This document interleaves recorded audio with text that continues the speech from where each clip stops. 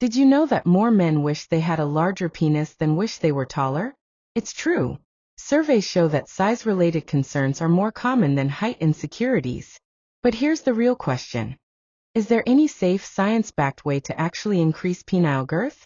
Welcome to the Healthy Body. Dr. Alex here. Today, we're diving into one of the most requested and most misunderstood topics in men's health: penile girth enhancement. Together, we'll separate fact from fiction, explore what the science actually says, and discuss the options that have been studied, from devices and injections to surgical procedures and the risks that come with them. Before we get into the options, let's talk about why men pursue enhancement in the first place. Studies have shown that up to 45% of men wish they had a larger penis, while only 38% said they would prefer to be taller. That's nearly half of men feeling dissatisfied with their size. But here's something surprising. Most of these men are within the normal size range. For example, one small study asked men what they believed the average flaccid length should be. Their answer? About 13 centimeters. In reality, the true average is closer to 8 to 10 centimeters. That means many men are overestimating what's normal. And this misunderstanding fuels a lot of insecurity. In fact, 91% of men in one study reported believing their penis was too short or too thin, even when it wasn't outside the average range. Have you ever compared yourself to an unrealistic standard, whether it's in body image, finances, or even social status?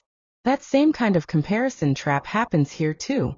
Some people wonder if this is a form of body dysmorphia, a condition where someone becomes obsessed with a perceived physical flaw. While dysmorphia does exist in this area, the numbers are smaller than you might think. Only about 10 to 15% of men seeking enhancement show true signs of body dysmorphia. That means most are not clinically obsessed, but they still experience deep feelings of insecurity, low self-esteem, or avoidance behaviors, like avoiding locker rooms or intimacy situations. For many, self-worth becomes tied to size. So why do men pursue enhancement? The reasons vary: boosting confidence, improving appearance, wanting to better satisfy a partner, addressing medical concerns, or simply overcoming insecurities. Think of it this way. Just as some women choose cosmetic surgery like breast augmentation, some men turn to procedures that change their own body image. While therapy, education, and confidence building are always worthwhile, there are cases where men still struggle. And that's when enhancement becomes a consideration. Now let's tackle the first big myth. Do oral pills, supplements, or so-called miracle gummies actually work? The answer is no. There's no scientific evidence that any pill or supplement can permanently increase penile size. In fact, most of these products are not FDA approved and sometimes contain undisclosed ingredients that can even be harmful. The male enhancement supplement market is massive, projected to reach nearly $600 billion worldwide in just the next few years. But as appealing as the advertising may look, the science simply isn't there. So, what does the evidence show? A recent review analyzed 29 studies involving over 3,500 patients. Only 5 studies had more than 100 participants, and just 10 had follow-ups lasting more than a year. That tells us most of the data is low quality and limited. But let's walk through the main categories of methods, starting from the least invasive. First, vacuum erection devices. These are sometimes called penis pumps. They work by drawing blood into the erectile tissue, temporarily enlarging both length and girth. However, studies show that the effects don't last once the device is removed. Protocols that used the pump for 20 minutes, 3 times a week, did not show any meaningful long-term increase in size. Satisfaction rates were low, and the benefits were mostly cosmetic and temporary. Have you ever seen a quick fix that promised big results but didn't last? That's exactly the problem here. Next, traction devices. These apply gentle but continuous force to stretch the penis, somewhat like how braces realign teeth over time. Studies do suggest traction can create small gains in length, but when it comes to girth, the evidence is weak. Wearing such devices for 4 to 6 hours daily showed some length improvements, but no consistent girth changes. So, if your goal is girth rather than length, traction likely isn't the solution. Now let's move into injections, which are minimally invasive. The first type is fat injections, where fat is harvested from another part of the body, often the thighs or abdomen, and then injected under the penile skin. Some studies reported average girth gains of about 2 centimeters, lasting up to a year. But here's the catch. Complications are not uncommon. These include irregular lumps, skin deformities, scarring, changes in sensation, and even fat tissue dying off in patches. In rare but severe cases, a fat embolism can occur, which can be life-threatening. In fact, there was one reported death after such a procedure.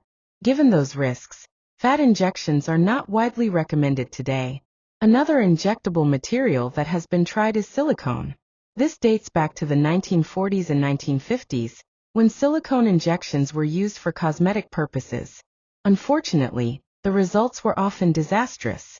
Men experienced severe swelling, distorted shapes, silicone granulomas, and sexual dysfunction, sometimes decades after the procedure. Even with newer microdroplet techniques, the long-term safety is not well established, and risks remain significant. So what about fillers? The same kind people use for lips and facial enhancements? The most common is hyaluronic acid.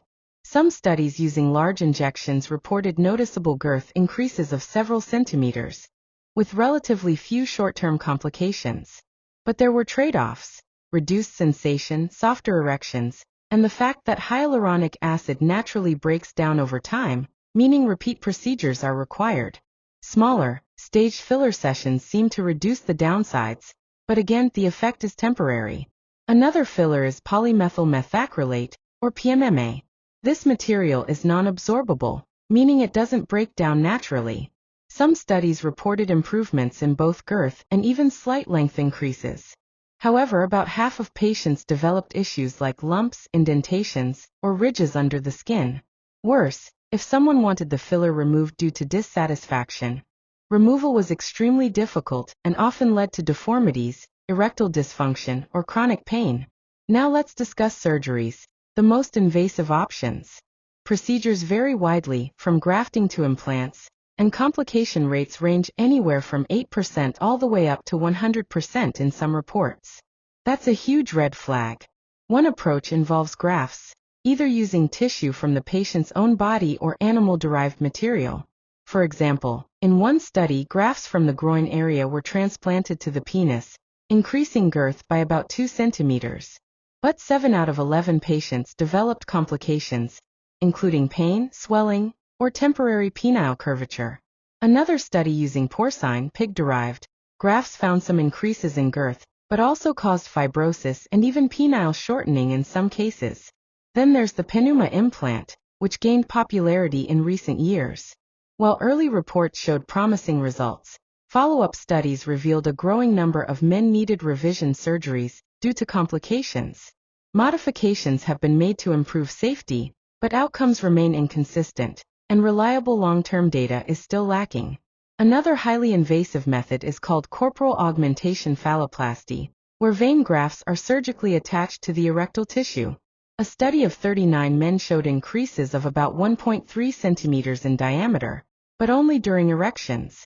Nearly 40% experienced temporary penile curvature, and the surgery itself was highly invasive with risks of long-term complications. So what's the bottom line? After reviewing all the available data, experts agree. There is no standardized, universally accepted, or consistently safe method for penile girth enhancement. Most procedures are still considered experimental. Complications are often underreported, because patients don't always return to the same surgeon when issues occur. And while some methods show promise, the risks frequently outweigh the benefits. Let's pause for a quick recap so far. Pills and supplements? No proven effect. Pumps and traction devices? Temporary or limited results. Injections? Some gains, but with serious risks. Surgery? Possible, but high complication rates and no gold standard method. So before pursuing enhancement, it's essential to carefully weigh the risks against the benefits. Now let me ask you this. Have you ever wanted to change something about your body, only to later realize that your perception didn't match reality?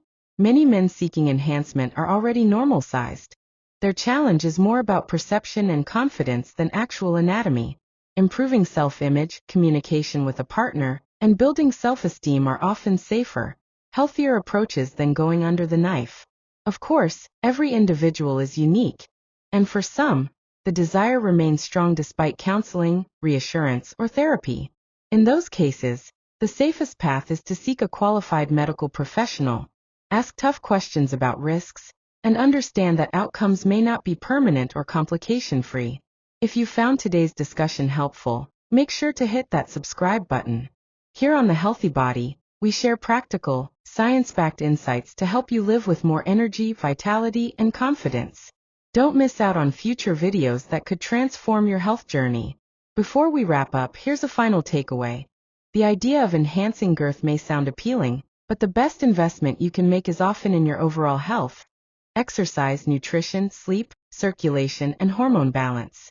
These not only improve sexual function but also enhance confidence, intimacy, and longevity.